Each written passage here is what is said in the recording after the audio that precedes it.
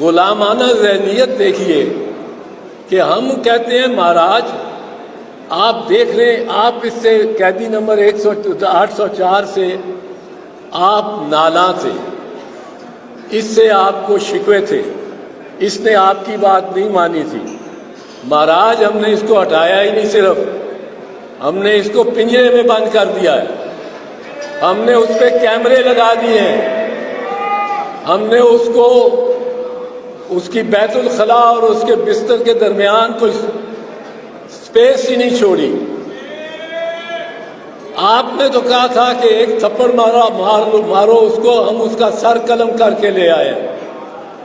اب بلوچ صاحب، اس سے کیا پاکستان کی کوئی عزت بڑھتی ہے؟ کیس میں بھی کچھ نہیں۔ اس کی ایک آخری بات بتا دوں، اس کی وجہ یہ ہے، آئین کے تحت ڈی کلاسیفیکیشن کرنے کی جو سینسٹیو انفارمیشن ہے کہ ایک ہی اتھارٹی ہے۔ کون یہ فیصلہ کر سکتا ہے کہ یہ میرے ہاتھ میں جو سائفر ہے یہ میں ساری قوم کو دکھا دوں یا صرف 5-6 وزیروں کو دکھاؤں، ان سے مشورہ کروں؟ کون یہ فیصلہ کرنے والا ہے؟ اگر آپ حلف نامے دیکھیں آئین کے تحت، جو حلف نامے ہیں وزیر اعظم کا اور وزرائے وفاقی وزراء کا، تو وہ سول اتھارٹی وزیر اعظم پاکستان کی ہے۔ اب جو شخص یہ اتھارٹی ایکسرسائز کر سکتا ہے، جو حبیب صاحب یہ اتھارٹی ایکسرسائز کر سکتا ہے کہ میں اس کو، یہ ایک بڑا تھریٹ آ گئی ہے ایک سپر طاقت سے، میں اپنی قوم کو اعتماد میں لوں، وہ آ جا کے سائفر بند، سائفر کیا وہ پڑھ دیتا سارا سائفر بھی قیدی نمبر 804، تو اس پہ جرم نہیں بنتا تھا۔ سرے سے بنتا ہی نہیں، سرے سے بنتا ہی نہیں، بیکاز اس کی اتھارٹی ہے، اور اس کے اوتھ میں اس نے اوتھ ہی یہ لیا ہوا ہے کہ میں کوئی ایسے معاملات جو میری اطلاع میں آئیں گے اور وہ جو حساس ہوں گے ان کو افشا نہیں کروں گا، ما سوائے جب میں سمجھوں کہ ضروری ہے۔ اب اس میں وہ اگر ضروری سمجھتا ہے تو بات ختم ہو گئی۔ دوسری بات، توشہ خانہ۔ توشہ خانہ کے بارے میں یہاں وکلاء بھی بیٹھے ہوئے ہیں، میں آپ کو عرض کروں گا، توشہ خانہ کے جو الزام ہے اس پہ ایک بڑی سمپل، بڑی سادہ سی بات ہے۔ ایک ڈیفنس ہوتا ہے جو کہ سرکاری محکموں میں اگر آپ پہ الزام کوئی لگ جائے، فوجداری کوئی کسی قسم کا، آپ نے فائل پھاڑ دی ہے، آپ نے فائل شریڈر میں ڈال دی ہے، آپ کے ساتھ آپ نے کسی سے رشوت لے لی ہے، تو ایک ڈیفنس ہوتا ہے۔ رشوت میں تو نہیں لگے گا یہ ڈیفنس، میں پہلے کہہ دوں، پر ایک آپ نے یہ غلط فیصلہ کیا ہے، آپ نے چونکہ غلط بنیاد رکھی ہے فیصلے کی، اس لیے جو عمارت جتنی بھی ساتھ سریا بھی لے جائیں تو وہ کج ہوگی، وہ ٹیڑھی ہوگی۔ تو آپ سیکشن افسر صاحب یا آپ ڈپٹی سیکرٹری صاحب یا آپ سیکرٹری صاحب، آپ سے یہ شروع ہوئی ہے یہ ٹیڑھی عمارت، اور سارا پیسہ لگ گیا ریاست کا اور آپ نے ٹیڑھی بنائی۔ وہ میں بتانا چاہتا ہوں، یہ جو 2-3 مقدمات ہیں قیدی نمبر 804 پہ، وہ ان کی حیثیت کیا ہے؟ پہلا لیجئے سائفر، بڑا چرچا ہے سائفر کا، سائفر راز، سرکاری حکومتی ریاستی راز وہ افشا کر دیے، اور وہ پتہ نہیں جس طرح نیوکلیئر سیکرٹس نہیں کسی نے دے دیے ہوں، راز افشا کر دیے۔ اب اس کو لے سائفر کو، سائفر ایک مراسلہ ہوتا ہے جو زیادہ تر فارن آفس اور جو وزارت خارجہ ہے اس کا طریقہ ہے کمیونیکیشن کا۔ اس میں کوڈ آ جاتا ہے، ہر 3 مہینے بعد وہ کوڈ بدلتے ہیں۔ اگر تو بہت ہی سیکرٹ ہو تو انسٹرکشن یہ ہے فارن آفس کی، SOPs یہ ہیں کہ ان کو آپ وہ خط اپنے ہاتھ سے لکھ کے کسی سے شیئر نہ کریں، وہ سائفر کا کوڈ سامنے رکھیں، اور اگر جی کی جگہ لیٹ سے ایل آنا ہے یا ایم کی جگہ ٹی آنا ہے، یا شمشاد صاحب بہت بہتر بتا سکیں گے، اگر تو انہوں نے فار انسٹنس شمشاد صاحب کو کوئی چین کا صدر بلا کے کوئی خاص بات کہتا ہے کان میں اور انہوں نے پہنچانی ہے، تو یہ اپنے ہاتھ سے لکھیں گے، مشین سے ٹائپ بھی نہیں ہوگا، بیچ میں وہ ٹائپسٹ بھی نہیں آئے گا، اسٹینو بھی نہیں آئے گا۔ اب یہ ویسا سائفر نہیں تھا، اس میں کوئی ایسی سینسٹیو بات اس طرح نہیں تھی، اس میں یہ تھا کہ ڈونلڈ لو ایک بڑا سفارتکار، امریکہ کا سینئر سفارتکار، اس نے پیغام دیا وزیر اعظم کو یا اپوزیشن کو کہ اگر آپ تو اس کو پرائم منسٹر کو ہٹا دیتے ہیں تو ہم آپ کے گناہ معاف کر دیں گے، لیکن اگر نہیں ہٹاتے تو پھر ہمارے ساتھ سے کوئی توقع نہ رکھیے گا، اور جتنی سمپل ٹرمز میں اپنا مدعا، ہمارا مدعا جو ہے اس کو بیان کر دیں۔ پہلا ہے فوجی عدالتیں۔ فوجی عدالتوں پہ ہمارا کیا موقف کیا ہے؟ فوجی عدالتوں پہ موقف یہ ہے بڑا سمپل، بڑا سادہ، کہ آئین میں ترمیم کے بغیر لگ ہی نہیں سکتی۔ آئین میں پہلے ترمیم کریں، جس طرح 2015 میں کی گئی تھی، جنوری 2015، 16 دسمبر 2014 کو سانحہ پشاور APS پشاور ہوا تھا، تو فوجی عدالتوں کی ڈیمانڈ ہوئی تھی، میاں نواز شریف کی حکومت تھی، آئین میں ایک ترمیم لانی پڑی 2 سال کی مدت کے لیے کہ تاکہ فوجی عدالتیں لگ سکیں، کیونکہ اس سے ظاہر ہوا کہ اس ترمیم کے بغیر وہ رستہ نہیں ملتا تھا۔ آئین نے جو 2 سال کے لیے رستہ دیا، پھر 2 سال کے لیے مزید دے دیا، پر وہ 4 سال جو فوجی عدالتیں رہیں، ان کو یہ ہوا کہ ان میں جب پشاور ہائی کورٹ میں مقدمات پیش ہوئے تو ایک ہی دستخط سے چیف جسٹس اکرم سیٹھ صاحب نے 153، یہ رپورٹڈ کیس ہے، 153 سزا یافتہ مجرموں کو، فوجی عدالتوں سے سزا یافتہ کو ایک دستخط کے تحت فارغ کر دیا، بری کر دیا، اور ان کے 2 کیس ریمانڈ ہوئے پر ان کی سزائیں کالعدم ہو گئیں۔ کیوں؟ کیونکہ 153 کے 153 جو مجرم کہلائے تھے، ان کے سب کے اقبالی بیان تھے۔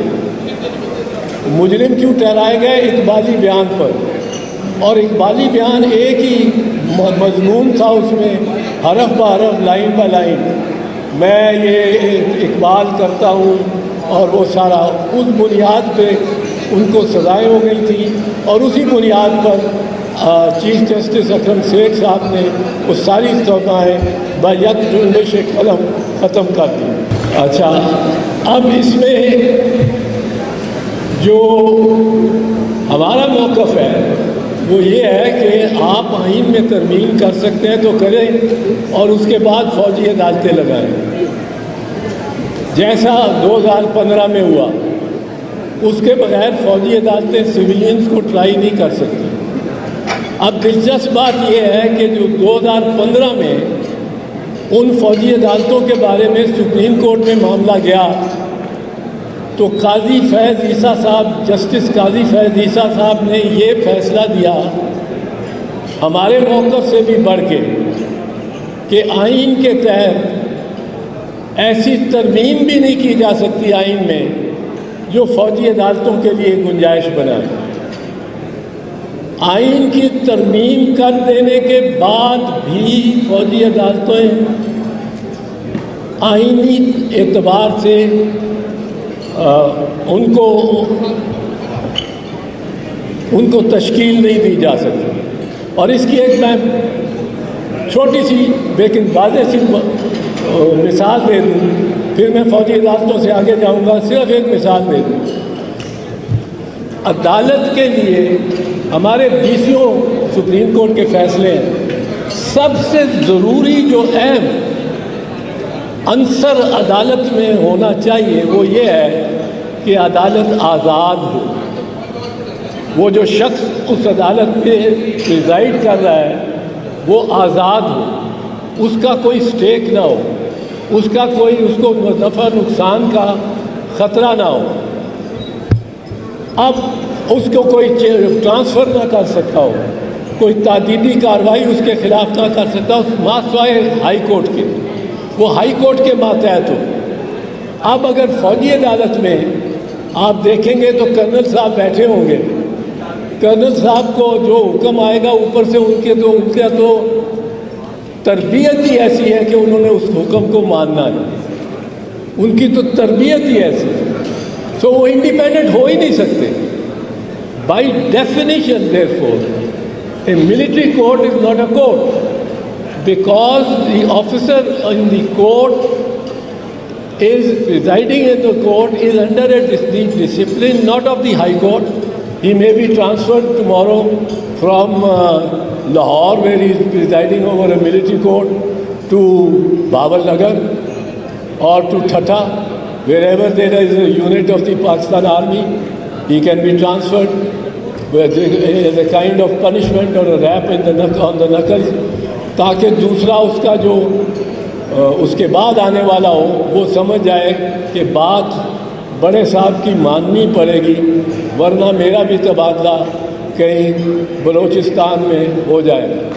تو وہ انڈیپینڈنس کا اس میں عنصر ہی نہیں ہے بائی ڈیفینیشن. دوسری بات جو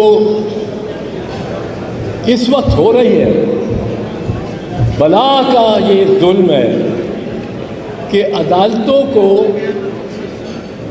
عدالتیں رہا کرتی ہیں ایک قیدی کو، وہ باہر نکلتا ہے اور اس کو پکڑ کے پھر اندر ڈال دیتا ہے. 13 مرتبہ شہریار خان آفریدی رہا ہوا ہے اور 14 مرتبہ وہ گرفتار ہوا ہے. اور اس طرح کے دیگر اتنے نام ہیں کہ میں نے لینا شروع کروں تو میری بات میں جتنا وقت لینا چاہتا ہوں آپ کا وہ ختم ہو جائے گا، لیکن نام نہیں ختم ہوگا. یہ ایک بالکل گھناؤنا مذاق ہے آئین کے ساتھ، لیکن صرف آئین کے ساتھ نہیں. یہ لگتا ہے، محسوس ہوتا ہے کہ کچھ فیصلہ ہو چکا ہے کہ عدالتوں کو بے توقیر کرنا ہے، بے وقار کرنا ہے. جج کہتا ہے اس کو آپ نے کوئی گرفتار نہیں کرنا، کسی اور ایجنسی نے بھی نہیں گرفتار کرنا، کسی نے اس کو پاس نہیں جانا، اور اگر آپ نے گرفتار کرنا ہے تو پہلے ہمارے پاس آئیں گے، ہمیں دکھائیں گے FIR، اور ہم وہ نکلتا نہیں، وہ دہلیز سے پاؤں باہر رکھتا نہیں پرویز الہی کے ایک اور کیس میں اس کو پکڑ کے لے جاتے ہیں. تو بے توقیر کرنے کا، بے وقار کرنے کا یہ ایک عمل ہے جس میں میں سمجھتا ہوں کہ جس قدر مواقع سابق چیف جسٹس صاحب عمر عطا بندیال صاحب کو ملے، انہوں نے ان سے کچھ حاصل نہیں کیا. ورنہ جس طرح یہ مجمع لے کے، جلوس لے کے، کنٹینر لے کے سپریم کورٹ کے باہر کھڑے ہو کر، اور جس طرح انہوں نے نعرے لگائے، اور اپنی گورنمنٹ تھی ان کی اپنی گورنمنٹ تھی، اس میں ہی نعرے لگائے، اور ان کو باقاعدہ، میں ان الفاظ نہیں لینا چاہتا، وہ نیٹ پہ ہے، ویڈیو ریکارڈڈ ہے، گالیاں آپ سمجھ لیں بالکل دی. لیکن سپریم کورٹ نے خبر نہیں کیوں اتنی درگزر سے کام لیا کہ وہ اتنے پر اعتماد ہو گئے کہ انہوں نے، سپریم کورٹ نے حکم دیا کہ 14 مئی کو الیکشن کراؤ، لیکن وہ کہتے ہیں جی ہم نے نہیں کرانے. 14 मई को नहीं, 14 मई क्या है, एक ये लाइन चल गई कि जब हम इस अदालत को ही नहीं मानते तो इसके फैसले को कैसे माने। अब इस तरह तो काम नहीं चलते, इस तरह तो आइन नहीं चलता। पाकिस्तान की सरजमीन को सरजमीन बेआइन बना दिया गया। It is a country without a constitution. जिस तरह इसको फ्लाउट किया जा रहा है, इसका खिलवाड़ बनाया जा रहा है आइन का, और सितम ज़रीफ़ी ये है और यह साहब कि ये 50वीं सालगिरह है कि आइन की 50वीं सालगिरह से हम गुज़रे हैं। 1973 का 2023 में 50वीं सालगिरह थी, 11 अगस्त और 14 अगस्त, एक दिन पास हुई, दूसरे दिन ये दूसरी तारीख पे दस्तखत हुए, और